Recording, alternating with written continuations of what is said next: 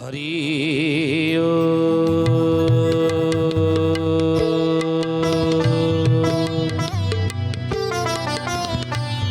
ओम भूर्भुवः स्वः तत्सवितुर्वरेण्यं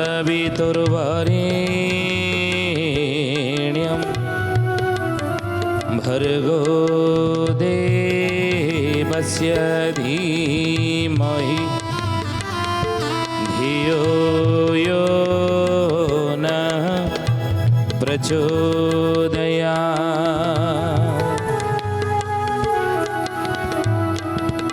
नीलाचल निवासाय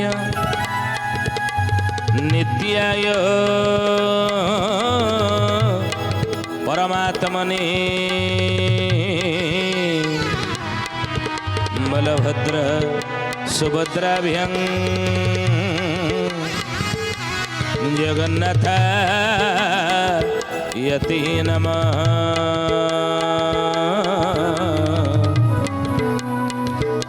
जगन्नाथ यति नमः। बोलिए महापुरुष अच्युतानंद जी की जय। सुथी जनी ज्ञानी गुणी मंडली आजिर मालिका वचन को आपण मानक स्वागत जनाऊँ। आजिर मालिका वचन रे आमे आलोचना करिया को जाउछे अच्युतानंद महापुरुष को द्वादश गोपाल माने बा तांकर शिष्य माने पचारचनी गुरुदेव कली जुगरे जणे निर्धनी धनी किमिति हेई परिवो, जणे गरीब लोक धनी किमिति हबो, दरिद्रर कषाघात भितर जणे कषि ही आउची, अभावग्रस्त ही अच्छी, धार करज करुची, ऋणग्रस्त ही अच्छी, से ऋणमुक्त किमिति हेबो। जणे ऋणग्रस्त लोक कली जुगरे ऋणमुक्त हबार उपाय किछि अछि कि? अच्युतानंद महापुरुष कहले रामरे प्रत्येक दिन श्री लक्ष्मी शरण पंजर जणे पाठ करुथिले विधि विधान सहित नियम रे से अभावग्रस्त लोक अभावर मुक्ति पाइब, ऋणग्रस्त लोक ऋणर मुक्ति पाइब। सुधीयानी आज मालिका वचन में आलोचना करिया जाउछे अच्युतानंद महापुरुषंकर श्री लक्ष्मी शरण पंजर महिमा महात्म्य विषय रे। शेष जड़े भक्तर ना मध्य आमे कहिबा कि से भक्त कौन तार ना कोड तार जन्म होइथिबो। आलोचना करिबा श्री लक्ष्मी शरण पंजर। सुधीयानी आजिर समाज रे आपण देखिबे जा पाखरे धन अछि तार परिचय अछि, जा पाखरे धन अछि उच्च पद पदवीर से मध्य अधिकारी हो पारुछि, जा पाखरे धन अछि बा पैसा अछि उच्च सम्मानर से मध्य अधिकारी नहीं, सम्मान ताको मिलुछि, उच्च पद पदवी मिलुछि, उच्च आसनर से अधिकारी नहीं, समस्त आपणार से समस्ते ता पाखरे आसी रुंड हेउछन्ति। पैसा अछि के भूल बुझंतुनी महापुरुष जहाँ लिखिते आज कली जुगरे होउछि नहीं, कौन चाकरी बाकरी मत मिलुछि, पैसा आपण पाखरे अछि, बड़ बड़ चाकरी ऑफिसर या चाकरी आपण मते पाई परिबे, पुलिस चाकरी पाई परिबे, अमके चाकरी पाई परिबे, समके चाकरी पाई परिबे, पैसा पाखरे अछि हाथ गुंजा देकी। हाड़ीदास महापुरुष लिखिछन एक पंचासीना पांचलो बहुल, एक पंचासीना पांच सरकारी आ बेसरकारी रे सबु आडे खाली लांच लांच देकी चाकरी किणा जाई पारनी कि पैसा लांच देकी। तेणु पैसा अच्छे तो आप सबू पद पदवीर अधिकारी सबू किसी आपण हाथ मुठार रही। तेणु धन जहाँ पाखे नहीं तार समाज परिचय नहीं, धन जार नहीं ता उच्च पद पदवी मिलू नहीं, धन जार नहीं उच्च आसन अधिकार नहीं, समाज रे से अलड़ा नहीं। तेणु धन ही आजिर समाज रे व्यक्तिर परिचय, आजिर समाज रे आजिर दुनिया रे धन ही जड़े व्यक्तिर परिचय प्रदान करी। धन नहीं परिचय आपण नहीं, कि भागवत लेखा अच्छी सुंदर पदटी आपण मैंने पढ़ी थे कौन रे कली जुगर मनीष धन कमेचु, धन रोजगार करने एक कठिन साधना, किंतु जदि धन अच्छी ताहले धन अर्जने धर्म करी रे उद्धव धर्मे प्राप्त नर हरि रे उद्धव। राधे गोविंद गोविंद गोविंद रे उद्धव पदुगाड़ुची मकरंद उद्धव। धन अर्जने धर्म करी रे कलिजुगर मଣିଷ ଯଦି ଧନ ରୋଜଗାର କରୁଛୁ ତାର ଏକ ଅଂଶ ଧର୍ମ ବାଟରେ ଲଗା ଆଉ ସେଇ ଧର୍ମ ବଳ ଦ୍ୱାରା ତୁ ନରହରି କହିଲେ ଭଗବାନଙ୍କୁ କେମିତି ପାଇପାରିବୁ ଏଇ ଧନ ଯେ ଧର୍ମ ବାଟରେ ତୁ ପାଇପାରିବୁ ଧର୍ମ ବାଟରେ ଗଲେ ଆଉ ସେ ଧର୍ମ ଯଦି ଧନଟା ରୋଜଗାର କରୁଛୁ ତାର ଏକ ଅଂଶ ଧର୍ମ ବାଟରେ ଲଗେଇ ଦେଉନୁ ଧର୍ମ କାର୍ଯ୍ୟରେ ଲଗା ଆପଣଙ୍କୁ ଧର୍ମ କାର୍ଯ୍ୟ କହିଲେ କେଉଁଟା ଯେଉଁଠି ଯଜ୍ଞ ହେଉଥିବ ଯେଉଁଠି ମନ୍ଦିର ପ୍ରତିଷ୍ଠା ହେଉଥିବ ମୂର୍ତ୍ତି ପ୍ରତିଷ୍ଠା ହେଉଥିବ ଠାକୁରଙ୍କର ମୂର୍ତ୍ତି ନା ମହାପୁରୁଷ କହୁଛନ୍ତି ଧର୍ମ କାର୍ଯ୍ୟ କେଉଁଟା ଯେଉଁଠି ଗରିବ ପିଲାଟେ ଅଛି ପଇସା ଅଭାବରୁ ଧନ ଅଭାବରୁ ଟଙ୍କା ପଇସା ଅଭାବରୁ ସେ ପାଠ ପଢ଼ି ପାରୁନାହିଁ କିନ୍ତୁ ପଢ଼ିବାର ତାର ଅଭିଳାଷ ଅଛି ମୁଁ ପାଠ ପଢ଼ିଥାନ୍ତି ପଇସା ପାଖରେ ଥିଲେ ବାପାର ପଇସା ନାହିଁ କ'ଣ କରିବି ସେ କ୍ଷେତ୍ରରେ ଆପଣ ଦାନ କରିବେ ନିଜ ରୋଜଗାର ଏକ ଅଂଶ ଗରିବ ଝିଅଟେ ଅଛି ବିବାହ ସମ୍ପନ୍ନ ହେଇପାରୁନାହିଁ ନୁହେଁ ତେଣୁ ହିଁ ଜ୍ଞାନୀ ଗୁଣୀ ମଣ୍ଡଳୀ ସେଇ କନ୍ୟାକୁ ତ ଆପଣ କନ୍ୟା ଦାନ କରନ୍ତୁ ବିବାହ ତାକୁ କରିବା ଦିଗରେ ଧନ ଟିକେ ସାହାଯ୍ୟ ସହଯୋଗ କରୁନାହାନ୍ତି ଧନ ଟିକେ ଖର୍ଚ୍ଚ କରିଦେଉନାହାନ୍ତି ବୁଝିଲେ ଜଣେ ରାସ୍ତା କଡ଼ରେ ମୁଣ୍ଡ ଗୁଞ୍ଜିବାକୁ ତାର ଜାଗା ନାହିଁ ରାସ୍ତା କଡ଼ରେ ଶୀତ କାକର ବର୍ଷା ଖାଇକି ରାସ୍ତା କଡ଼ରେ ସେ ଶୋଉଛି ରାତି ଦିନ କଟଉଛି ତା ପାଇଁ ଆପଣ ଘର ଖଣ୍ଡେ ଆପଣ ତିଆରି କରିଦିଅନ୍ତୁ ଧନର ଏକ ଅଂଶ ଆପଣ ଦାନ କରି ତାକୁ ହିଁ ଧର୍ମ କହନ୍ତି ବୁଝିଲେ ଜଣେ ବିକଳାଙ୍ଗ ଲୋକ ଅଛି ବିକଳାଙ୍ଗ ସେ ବିକଳାଙ୍ଗ ସେ ତ ରୋଜଗାର କରିପାରିବନି ନା ଅର୍ଥ ଧନ ରୋଜଗାର କରିପାରିବ ନାହିଁ ସେ ବିକଳାଙ୍ଗକୁ ସାହାଯ୍ୟ ସହଯୋଗ କରନ୍ତୁ ଧନ ଦେଇ ତା ଦ୍ୱାରା ଧର୍ମ ହେବ ୟା ଦ୍ୱାରା ହିଁ ଧର୍ମ ହୁଏ ଅନ୍ୟ କେଉଁ ଦ୍ୱାରା ହଁ ଆପଣ କେଉଁଠି ଯଜ୍ଞ ହୋମ ହେଉଛି ଦାନ କରନ୍ତୁ କିଛି ଅସୁବିଧା ନାହିଁ କିନ୍ତୁ ଧନ ମନ୍ଦିରରେ ଲଗେଇବା ଧନ ଆପଣ ପୂଜା ପାଠରେ ଲଗେଇବେ ଧନ ରୋଜଗାର ଆପଣ ଯଜ୍ଞ ହୋମରେ ଲଗେଇବେ କିନ୍ତୁ ଘରୁ ଭିକାରୀ ଆସିଥିବେ ଆପଣ ଫେରେଇ ଦେବେ ନା ନା ଆଉ ପଇସା ଦେବେନି ବିକଳାଙ୍ଗକୁ ପଇସା ଦେବେନି ସାହାଯ୍ୟ କରିବେନି ସେ କ'ଣ ଧର୍ମ ଆପଣ କଲେ ତାକୁ କରନ୍ତୁ ୟାକୁ କର କି ତାକୁ କରନ୍ତୁ ଆପତ୍ତି ନାହିଁ କିନ୍ତୁ ଆକୁ ଛାଡ଼ିକି ତା ଦେହରେ ଧର୍ମ ହୁଏ ନାହିଁ ବୁଝିଲେ ତେଣୁ ମହାପୁରୁଷ କହୁଛନ୍ତି କହିଲେ ବାବୁରେ ଧନ ଯଦି ଅଛି ଆପଣ ଏଇ ବାଟରେ ଲଗାନ୍ତୁ ତ ଧନ କାହାର ଦରକାର ନାହିଁ ଆଜିର ସମାଜରେ ଦରକାର ଅଛି ଧନ ସମସ୍ତଙ୍କର କିନ୍ତୁ ଇଏ ଧନ ଆପଣ ଦେଖିବେ ଅନେକ ମଧ୍ୟ ଧନ କହନ୍ତିନି ସୁନା ଥିଲେ କାନ ନାହିଁ କାନ ଥିଲେ ସୁନା ନାହିଁ ନୁହେଁ ଯାହାର କାନ ଭଲ ଅଛି ତା ପାଖରେ ପଇସା ନାହିଁ ସୁନା ସେ ପିନ୍ଧି ପାରୁନି ନୁହେଁ ସୁନା ରେଟ୍ ଆସି 1.5 ଲକ୍ଷ ଟଙ୍କା ହେଲାଣି 10 ଗ୍ରାମକୁ ପିନ୍ଧି ପାରୁନାହିଁ କିନ୍ତୁ ଇଚ୍ଛା ଅଛି ସୁନା ଗୋଟେ କାନ ଫୁଲ ପିନ୍ଧିଥାନ୍ତି କି ସୁନା ମୁଦି ଗୋଟେ ପିନ୍ଧିଥାନ୍ତି କି ସୁନା ଚେନ୍ ଖଣ୍ଡେ ବେକରେ ପକାଇଥାନ୍ତି କିନ୍ତୁ କାନ ଅଛି ସୁନା ନାହିଁ ଆଉ ସୁନା ଥିଲେ କାନ ନାହିଁ ଯଦି ସୁନା ବି ଅଛି ସେ କାନରେ ଆଉ ସେ ପିନ୍ଧି ପାରିବନି ଓଳି ପଡ଼ିଲାଣି କାନ ଆଉ ପିନ୍ଧି ପାରିବନି ନୁହେଁ ତେଣୁ ସୁନା ଥିଲେ କାନ ନାହିଁ କାନ ଥିଲେ ସୁନା ନାହିଁ ବୋଲି କହନ୍ତି ଧନ ନାହିଁ କିନ୍ତୁ ଅଭିଳାଷ ଅଛି ବହୁତ ମହାପୁରୁଷ କହିଲେ ଆଜିର ସମାଜରେ ଦେଖିବେ ଏଭଳି ଉଦାହରଣ ଆଜି ଅଭାବ ନାହିଁ ଆଉ ଧନ ଆଜିର ସମାଜରେ କିଏ ଧନୀ କିଏ ଗରିବ ଜାଣିଛନ୍ତି କେମିତି ପୂର୍ବର୍ଜିତ କର୍ମ ଫଳରେ ଉଦ୍ଧବ ଯାଚି ମୋହ ଦେଉ ଥାଇ ବଳରେ ଉଦ୍ଧବ ରାଧେ ଗୋବିନ୍ଦ ଗୋବିନ୍ଦ ଗୋବିନ୍ଦ ଉଦ୍ଧବ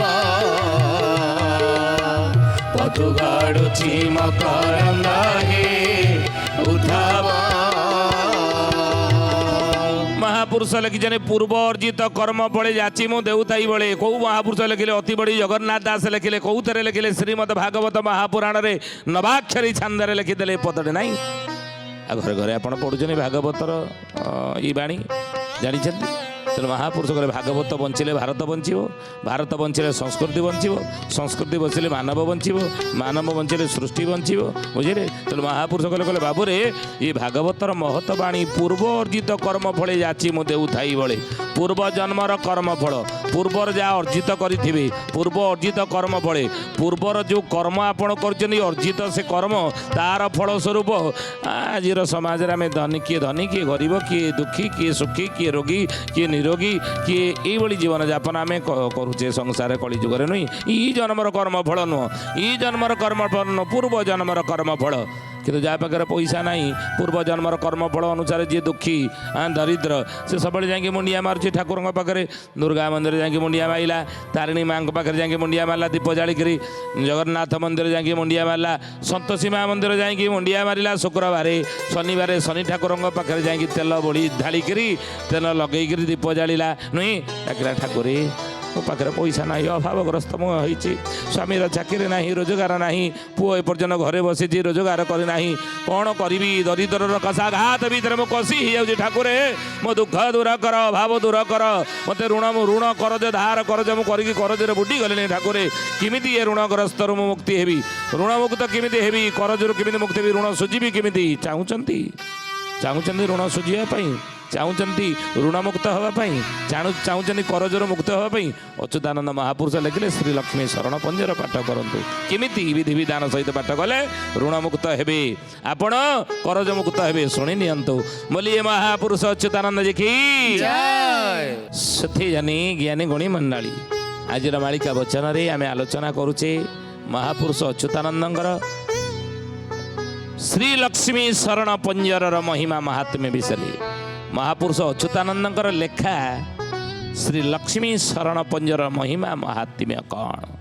କେମିତି ଲକ୍ଷ୍ମୀ ଶରଣ ପଞ୍ଜର ବିଧିବିଧାନ ସହିତ ପାଠ କଲେ ଆମେ ଋଣମୁକ୍ତ ହେବା? ଦୁର୍ଗା ହେଲେ ଶକ୍ତିର ଅଧିଷ୍ଠାତ୍ରୀ ଦେବୀ, ସରସ୍ୱତୀ ହେଲେ ଜ୍ଞାନର ଅଧିଷ୍ଠାତ୍ରୀ ଦେବୀ। ଜ୍ଞାନ ଯଦି ଆମର ଇଚ୍ଛା, ଜ୍ଞାନ ଯଦି ପାଇବାକୁ ଚାହୁଁଛେ, ଆମେ କାହାକୁ ପୂଜା କରିବା? ସରସ୍ୱତୀ ଏବଂ ଗଣେଶକୁ ପୂଜା କରୁଛେ। ଶକ୍ତି ଆମର ଦରକାର ଅଛି, କାହାକୁ ପୂଜା କରୁଛେ? ଦୁର୍ଗତି ନାଶିନୀ ଦୁର୍ଗାଙ୍କୁ ପୂଜା କରୁଛେ। ନାଇଁ, ଘରେ ବାସ୍ତୁ ପୂଜା କରୁଛେ, ଘର ପ୍ରତିଷ୍ଠା କରୁଛେ, କାହାକୁ ପୂଜା କରୁଛେ? ବାସ୍ତୁ ପୁରୁଷଙ୍କୁ ପୂଜା କରୁଛେ। ନାଇଁ, ତ ସେଇଭଳି ଧନ ଯଦି ଆମର ଦରକାର ହେଉଛି, ପଇସା ପତ୍ର ଆମର ଦରକାର, ଅଭାବ ଅସୁବିଧାରେ ଆମେ ଅଛେ, କେମିତି ଅଭାବ ଅସୁବିଧା ଦୂର ହେବ, କେମିତି ଋଣ କରିଛେ ଋଣ ସୁଝିବା, କରଜ କରିଛେ କରଜ ସୁଝିବା, ଋଣମୁକ୍ତ ହେବା, ତାହେଲେ କାହାକୁ ପୂଜା କରିବା? ଲକ୍ଷ୍ମୀକି ପୂଜା କରିବା। ଆଉ ସେ ଲକ୍ଷ୍ମୀକି ପୂଜା କରୁଛେ କିନ୍ତୁ ଫଳ ମିଳୁନାହିଁ, କିନ୍ତୁ ବିଧିବିଧାନରେ ପୂଜା କଲେ ହେବ ନା? ଅଚ୍ୟୁତାନନ୍ଦ ମହାପୁରୁଷ ଲେଖିଛନ୍ତି, ଆପଣମାନେ ଶୁଣି ନିଅନ୍ତୁ, ଜାଣିନେବା ଦରକାର। ସେ ଲକ୍ଷ୍ମୀ ଶରଣ ପଞ୍ଜର ପ୍ରତ୍ୟେକ ଦିନ ଆପଣ ପାଠ କରିବେ। କେମିତି ନା ଋଣଗ୍ରସ୍ତ ଅଛେ, ଅଭାବଗ୍ରସ୍ତ ଅଛେ, ମା ଲକ୍ଷ୍ମୀଙ୍କର ଗୋଟେ ଫଟୋ ଆଣିବେ। ଠାକୁରଙ୍କ ଘରେ କାହା ଘରେ ବି ଲକ୍ଷ୍ମୀଙ୍କର ଫଟୋ ନାହିଁ, ଆପଣଙ୍କର ଆଉ କିଛି ଦୁର୍ଗାଙ୍କର ଫଟୋ କି ସରସ୍ୱତୀଙ୍କର ଫଟୋ ତ ଥାଇପାରେ, ଏଗୁଡ଼ିକ ଲୋକଙ୍କର ଦରକାର ନାହିଁ ଆଜିର ସମାଜରେ। ଗୋଟିଏ ଦରକାର ହେଉଛି ଧନ। ନାଇଁ, ଧନ ଦରକାର। ସକାଳୁ ଉଠିଲେ ସେଇଥିପାଇଁ କୃଷ୍ଣ ମୁହଁ ଚାହିଁଲେ ଆମକୁ ଖୁସି ଲାଗୁନି, ରାମଙ୍କ ମୁଖ ଚାହିଁଲେ ଆନନ୍ଦ ଲାଗୁନି, ଦୁର୍ଗାଙ୍କ ମୁଖ ଚାହିଁଲେ ଆମକୁ ଖୁସି ଲାଗୁନି। ସକାଳୁ ଉଠିଲା କାଳେ 500 ଟଙ୍କିଆ ନୋଟରେ ଯଦି ଆମେ ଗାନ୍ଧୀଙ୍କର ମୁହଁ ଟିକେ ଦର୍ଶନ କରିଦେଉଛେ, ସେଦିନଟା ଆନନ୍ଦରେ ବିତୁଛି। ନୁହେଁ, ଲକ୍ଷ୍ମୀ ଆମର ଦରକାର। ଆଉ କ'ଣ ଆମ ପାଖରେ ଥାଉ ବା ନଥାଉ, ଲକ୍ଷ୍ମୀ ଦରକାର। ନୁହେଁ, ତ ସେଇଥିପାଇଁ ଆଜିକାଲି ବାପା ମା' ମାନେ ସବୁ ଲକ୍ଷ୍ମୀବନ୍ତ ପୁରୁଷ ଖୋଜୁଛନ୍ତି ଝିଅ ବାହା ଦେବା ପାଇଁ। ତେଣୁ ସେଇଥିପାଇଁ କ'ଣ କରିବା? ଲକ୍ଷ୍ମୀଙ୍କର ଫଟୋ ଆଣି ଠାକୁର ଘରେ ରଖିଲେ, ଦୀପ ସକାଳୁ ଆପଣ ସତ୍କର୍ମ କଲେ, ପବିତ୍ରୀକରଣ ଟିକେ ହେଲେ, ଆଉ ଶୁଥୁଆ ଲୁଗା ଆପଣ ପିନ୍ଧିଲେ, ହଳଦିଆ ଲୁଗା ପିନ୍ଧିବେ, ହଳଦିଆ ବସ୍ତ୍ର ପିନ୍ଧିବେ, ହଳଦିଆ ଅକ୍ଷତ ବ୍ୟବହାର କରିବେ ପୂଜାରେ, ହଳଦୀ ରଙ୍ଗର ଆପଣ ଭୋଗ ଲଗେଇବେ, ହଳଦିଆ ଫୁଲରେ ପୂଜା କରିବେ। ମନେ ରଖନ୍ତୁ ଏ ବିଧିବିଧାନ, ତା ନହେଲେ ହେବନି। ହଳଦିଆ ଫୁଲ, ହଳଦିଆ ଅକ୍ଷତ, ହଳଦିଆ ଭୋଗ, ହଳଦୀ ବସ୍ତ୍ର ପିନ୍ଧିବେ। ସେଦିନ ଯାହା ଆପଣ ଖାଦ୍ୟ ଖାଇବେ ତାହା ମଧ୍ୟ ହଳଦୀ ତା ଦେହରେ ମିଶିଥିବା ଦରକାର, ହଳଦିଆ ରଙ୍ଗ ହେଇଥିବା ଦରକାର। ଆଉ ପୂଜା କରିବେ ଆପଣ, ଯେତେବେଳେ ପୂଜା କରିବେ ଦୀପ ଜାଳିଲେ, ଧୂପକାଠି ଜାଳିଲେ, ଆଉ ଫୁଲ ଚନ୍ଦନ ଦେଲେ, ସିନ୍ଦୁର ଦେଲେ ମା ଲକ୍ଷ୍ମୀଙ୍କ ଫଟୋରେ କ'ଣ କରିବେ ନା ଏଇ ଲକ୍ଷ୍ମୀ ଶରଣ ପଞ୍ଜର ପାଠ କରିବେ। ମନ୍ତ୍ର 108 ଥର ଜପ କରିବେ। ସେ ମନ୍ତ୍ର ଆମେ କହିବୁ ଆପଣଙ୍କୁ, ଲକ୍ଷ୍ମୀ ଶରଣ ପଞ୍ଜର ମନ୍ତ୍ର, ବୀଜ ମନ୍ତ୍ର ଆମେ କହିବୁ। ବୀଜ ମନ୍ତ୍ର କୋଉଟା ଜପ କରିବେ 108 ଥର। କୋଉଥରେ କୋଉ ମାଳାରେ? ପଦ୍ମ କେଶର ମାଳା ବା ପୁଷ୍କର ମାଳାରେ 108 ଥର ଏ ମନ୍ତ୍ରଟିକୁ ଆପଣ ଜପ କରିବେ ପ୍ରତ୍ୟେକ ଦିନ। ମହାପୁରୁଷ ଗୁରୁବାରରୁ ଏ ପୂଜା ଆପଣ ଆରମ୍ଭ କରିବେ। ଗୁରୁବାର ଦିନ ଠାରୁ ଏ ପୂଜା ଆରମ୍ଭ କରିବେ। କେମିତି? ଆଉ ପୂଜା କରି ଏ ମନ୍ତ୍ରକୁ 108 ଜପ କରି ସାରିଲା ପରେ ଭୋଗରାଗ ଲଗେଇ, ହଳଦିଆ ଭୋଗରାଗ ଲଗେଇ କ'ଣ କରିବେ? ଲକ୍ଷ୍ମୀ ଶରଣ ପଞ୍ଜର ପାଠ କରିବେ। କ'ଣ ଶରଣ ପଞ୍ଜ ପାଠ କଲେ କି ଫଳ ମିଳିବ ନା ତ୍ରିସନ୍ଧ୍ୟାରେ ଦେବ ପ୍ରଣଜନ ସ୍ତବ ପଢ଼ିବ, ଧର୍ମର୍ଥ କାମ ମୋକ୍ଷ ସେ ଚଉବର୍ଗ ଲାଭିବ, ଚଉବର୍ଗ ଲାଭିବ ବାବୁ, ଚଉବର୍ଗ ଲାଭିବ, ଚଉବର୍ଗ ଲାଭିବ ବାବୁ, ଚଉବର୍ଗ ଲାଭିବ। କହିଲେ ତ୍ରିସନ୍ଧ୍ୟାରେ ଜୀବନ ଜନ ଏହୁ ସ୍ତବ ପଢ଼ିବ।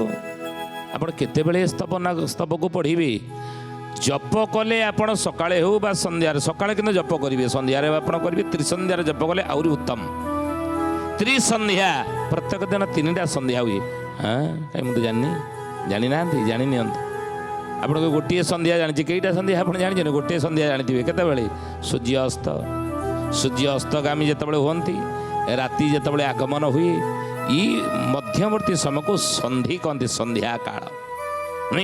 ଇଏ ସନ୍ଧି ସମୟ ହେଉଛି ବହୁତ ମହତ୍ତ୍ୱପୂର୍ଣ୍ଣ। ମନ ଦେଇକି ଶୁଣନ୍ତୁ। ଦେବ ଉପାସନା ପାଇଁ, ଦେବ ପୂଜା ପାଇଁ, ଦେବତାଙ୍କର ପୂଜା ପାଇଁ ଇଏ ସନ୍ଧି କାଳ ହେଉଛି ବହୁତ ଗୁରୁତ୍ୱପୂର୍ଣ୍ଣ। ଇ ସନ୍ଧି ବେଳେ ଆପଣ କରିବା ଦରକାର, ବୁଝିଲେ? ତେଣୁ ଦିନ ସରୁଥିବ, ରାତି ଆସୁଥିବେ, ମଧ୍ୟ ସନ୍ଧ୍ୟା କହନ୍ତି। କିନ୍ତୁ ଆଉ ଗୋଟେ ସନ୍ଧ୍ୟା, ପ୍ରଥମ ସନ୍ଧ୍ୟା ହୁଏ କେତେବେଳେ? ନା ବ୍ରହ୍ମ ମୁହୂର୍ତ୍ତ। ବ୍ରାହ୍ମ ମୁହୂର୍ତ୍ତ, ଦିନ ସରୁଥିବ, ରାତି ସରୁଥିବ, ଦିନ ଆସୁଥିବ, ରାତି ସରୁଥିବ, ଦିନ ଆସୁଥିବ। ଅନୁମାନ ଆପଣ ଭାବି ନିଅନ୍ତୁ ଯେ ଭୋର 4ଟା ବେଳ, ଏ ସମୟରେ ଆପଣ କ'ଣ କରିବେ? ୟାକୁ କୁହନ୍ତି ପ୍ରଥମ ସନ୍ଧ୍ୟା। ପୂଜା କରିବି, ଶରଣ ପଞ୍ଜର ପାଠ କରିବି। ଦ୍ୱିତୀୟ ସନ୍ଧ୍ୟା 12:30 ପରେ, ଗୋଟାଏ ଭିତରେ, ଇଏ ହେଉଛି ମଧ୍ୟାହ୍ନ ସନ୍ଧ୍ୟା। ତୃତୀୟ ହେଉଛି ସାୟଂକାଳ। ଆଉ ସଞ୍ଜ ଆମେ ଦିଅନ୍ତି ବୃନ୍ଦାବତୀ ମୂଳେ ସନ୍ଧ୍ୟାବେଳେ, ନୁହେଁ?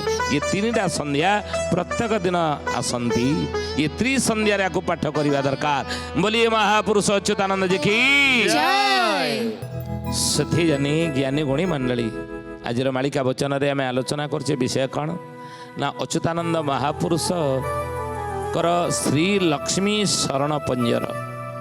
ଅଚ୍ୟୁତାନନ୍ଦ ମହାପୁରୁଷଙ୍କର କୃତ ଶ୍ରୀ ଲକ୍ଷ୍ମୀ ଶରଣ ପଞ୍ଜରର ମହିମା ଆଉ ମହାତ୍ମ୍ୟ ବିଷୟରେ ଆଲୋଚନା କରୁଛେ। ଆଲୋଚନା ଶେଷରେ ଜଣେ ଭକ୍ତର ନାଁ ଆମେ କହିବା। କିଏ ସେ ଭକ୍ତ? କ'ଣ ତାର ନାଁ? କେଉଁଠି ତାର ଜନ୍ମ ହେଇଥିବ? ମହାପୁରୁଷ କହିଲେ, ତ୍ରିସନ୍ଧ୍ୟାରେ ଯଦି ଆପଣ ଲକ୍ଷ୍ମୀ ଶରଣ ପଞ୍ଜର ଜପ, ଲକ୍ଷ୍ମୀ ବୀଜ ମନ୍ତ୍ର ଜପ କରି ଶରଣ ପଞ୍ଜର ପାଠ କଲେ ନା, ତାହେଲେ ଚଉବର୍ଗ ଫଳ ପାଇବେ। ଆପଣ ଚଉବର୍ଗ ଫଳ କ'ଣ? ନା ଧର୍ମ, ଅର୍ଥ, କାମ, ମୋକ୍ଷ, ଏ ଚତୁର୍ବର୍ଗ ଫଳ ମିଳିବ। ମନେ ରଖନ୍ତି କଥା। ଆଉ ରାଜରାଜେଶ୍ୱର ହୋଇବ ଯେହୁ ପଢ଼ିବ ନୀତି, ଅପୁତ୍ରୀ ପୁତ୍ରବତୀ ହୋଇ ଖେଳାଇବ ସନ୍ତତି, ଖେଳାଇବ ସନ୍ତତି ବାବୁ, ଖେଳାଇବ ସନ୍ତତି, ଖେଳାଇବ ସନ୍ତତି ବାବୁ, ଖେଳାଇବ ସନ୍ତତି। ଖେଳାଇବ ସନ୍ତତି ମାନେ ମହାପୁରୁଷ ରାଜ ରାଜେଶ୍ୱର ହୋଇବ ଯେହୁ ପଢ଼ିବ ନୀତି। ରାଜପଦର ଅଧିକାରୀ ହେଇଯିବେ, ସତନା କ'ଣ? ହଁ, ରାଜପଦର ଅଧିକାରୀ ହେବେ। ଅର୍ଥ ସରକାରୀ ଚାକିରି ଆପଣ ଖୋଜୁଛନ୍ତି ଚାରିଆଡ଼େ, କେହି ଭୁଲ ବୁଝନ୍ତୁନି। ଆମେ ବର୍ତ୍ତମାନ ପରିସ୍ଥିତି ଯାହା, ଲୋକମାନଙ୍କର ମାନସିକତା ଯାହା, ସେଇ କଥା ଆମେ ଆଲୋଚନା କରୁଛେ। ଜଣେ ପାଠ ପଢ଼ୁଛି, ଆପଣ ପୁଅକୁ ପାଠ ପଢ଼ୁଛନ୍ତି, କ'ଣ ଚିନ୍ତା କରୁଛି? ଗୋଟେ ସରକାରୀ ଚାକିରିଟି ମୋ ପୁଅ କରୁ କି ମୋ ଝିଅ କରୁ। ନାହିଁ, ସରକାରୀ ଚାକିରି ଖୋଜି ଖୋଜି ଖୋଜି ଖୋଜି ବୁଲି ବୁଲି ବୁଲି ବୁଲି ବହୁତ ଦିନ ବିତିଗଲାଣି, ସରକାରୀ ଚାକିରି ମିଳିନାହିଁ। ଆପଣ ପାଇବେ, ରାଜପଦର ଅଧିକାରୀ ହେବେ, ରାଜ ସମ୍ମାନ ଆପଣଙ୍କୁ ମିଳିବ, ଉଚ୍ଚ ପଦ ଯେଉଁ ଜାଗାକୁ ଯିବେ ସେଇ ଜାଗାରେ ମୁଖିଆ ହେବେ। ମନେ ରଖନ୍ତୁ ଏ କଥା। ରାଜ ରାଜେଶ୍ୱର ହୋଇବ ଯେହୁ ପଡ଼ିବନି। ପ୍ରତ୍ୟେକ ଦିନ ଆପଣ ତ୍ରିସନ୍ଧ୍ୟାରେ ଇଏ ଶ୍ରୀ ଲକ୍ଷ୍ମୀ ଶରଣ ପଞ୍ଜର ପାଠ କରନ୍ତୁ, ବୀଜ ମନ୍ତ୍ର ଜପ କରି 3 ମାଳା 108 ଲେଖା। ତାହେଲେ କ'ଣ ହେବ? ନା ରାଜପଦର ଅଧିକାରୀ ହେବେ। ଯେଉଁ ଜାଗା ଯିବେ ସେଇ ଜାଗାରେ ଆପଣ କ'ଣ ହେବେ? ନା ଲିଡରସିପ୍ ଆପଣ ନେବେ। ସବୁ ଜାଗାରେ ଲିଡରସିପ୍। ଘରେ ଆପଣ ପାଠ କରୁଛନ୍ତି, ଘରର ଆପଣ ଲିଡରସିପ୍ ନେବେ। ସମସ୍ତେ ପଚାରେ, ବାବୁଲାରେ କହିଲୁ ଏ କାମଟା କ'ଣ କରିବା, ସେ କାମଟା କେମିତି, ଘର କେମିତି କରିବା, ସମସ୍ତେ ଆପଣଙ୍କୁ ପଚାରିବେ। ଲିଡରସିପ୍ ପୁରା ନେବେ। କେଉଁ ଆପଣ ସାଙ୍ଗସାଥି ମେଳେ ସ୍କୁଲ ଆପଣ ଯାଇଛନ୍ତି, ସ୍କୁଲରେ ଆପଣ ଲିଡରସିପ୍ ନେବେ ସବୁ ପିଲାଙ୍କ ଭିତରେ। ଖାଲି ସେତିକି ନୁହେଁ, ସବୁ କ୍ଷେତ୍ରରେ ଆପଣ ଲିଡରସିପ୍ ନେବେ, ବୁଝି, ସବୁ କ୍ଷେତ୍ରରେ। ଆଉ ଅପୁତ୍ରୀ ପୁତ୍ରବତୀ ହୋଇ ଖେଳାଇବ ସନ୍ତତି। ଅପୁତ୍ରୀ ମାନେ ପୁତ୍ରବତୀ ହେଇଯିବେ। ଅପୁତ୍ରୀ ଯାହାର ସନ୍ତାନ ସନ୍ତତି ହେଉନାହିଁ, ଅନେକ ଆପଣ ଦେଖୁଥିବେ ଆଖପାଖରେ ଏଭଳି ଉଦାହରଣ ଅଭାବ ନାହିଁ। 10 ବର୍ଷ ବାହା ହେଲେଣି, ଭଗବାନ ବକଟେ ଛୁଆ କୋଳରେ ଦେଇନାହାନ୍ତି, କ'ଣ କରିବି? ପୁତ୍ରବତୀ ହେବେ, ସନ୍ତାନ ସନ୍ତତି ହେବ। ଏ ଲକ୍ଷ୍ମୀ ଶରଣ ପଞ୍ଜର ପାଠ କଲେ, ବୁଝିଲେ? ଖେଳାଇବ ସନ୍ତତି, ବଂଶ ବୁଡ଼ିବନି, ବଂଶ ବଢ଼ିବ, ବଂଶ ବଢ଼ିବ, ବୁଡ଼ିବନି ବଂଶ ଆପଣଙ୍କର। ଅକାଳ ମରଣ ଘରେ ହେବନି। ଆଉ କି ଫଳ ମିଳିବ ଶ୍ରୀ ଲକ୍ଷ୍ମୀ ଶରଣ ପଞ୍ଜର ଆପଣ ପାଠ କଲେ ଆସନ୍ତା ଅଧ୍ୟାୟରେ ଆଲୋଚନା କରିବା। ଆଜି ତ ସମୟ ହେଇଛି ବାଣୀକି ବିରାମ ଦେବା, କିନ୍ତୁ ତା ପୂର୍ବରୁ ଜଣେ ଭକ୍ତର ନାଁ କହିବା। କି ସେ ଭକ୍ତ, କ'ଣ ତାର ନାଁ, କେଉଁଠି ତାର ଜନ୍ମ ହେଇଥିବ? କହିଲେ କନ୍ଦରପୁରରୁ ଅଗ୍ନି ଯେ ଉଠିବ ପାଇକା କୋଳକୁ ଅନା, କୋସିଦା ବଟରେ ରାହସ ହୋଇବ ଭକ୍ତ ନାମ ଅଟେ ସନା, ভক্ত নাম অটে সোনা হে সুজনে, ভক্ত নাম অটে সোনা, ভক্ত নাম অটে সোনা হে সুজনে, ভক্ত নাম অটে সোনা। କହିଲେ ଭକ୍ତ ନାଁ ସନା ହେଇଥିବ, କନ୍ଦରପୁରରୁ ଅଗ୍ନି ଯେ ଉଠିବ ପାଇକା କୂଳକୁ ଅନା। କନ୍ଦରପୁର ପାଇକା କୂଳ ପାଖରେ ଭକ୍ତ ସନା ନାମରେ ଜଣେ ଭକ୍ତ ଜନ୍ମ ହେଇଥିବ। ଆମେ ଭକ୍ତ ନାଁ କହିଲୁ ଆପଣ ଠାବ କରିବେ। ଆଜି ତ ସମୟ ହେଇଛି, ଆସନ୍ତୁ ବାଣୀକି ବିରାମ ଦେବା ପ୍ରଭୁଙ୍କର ନାମ ନେଇ।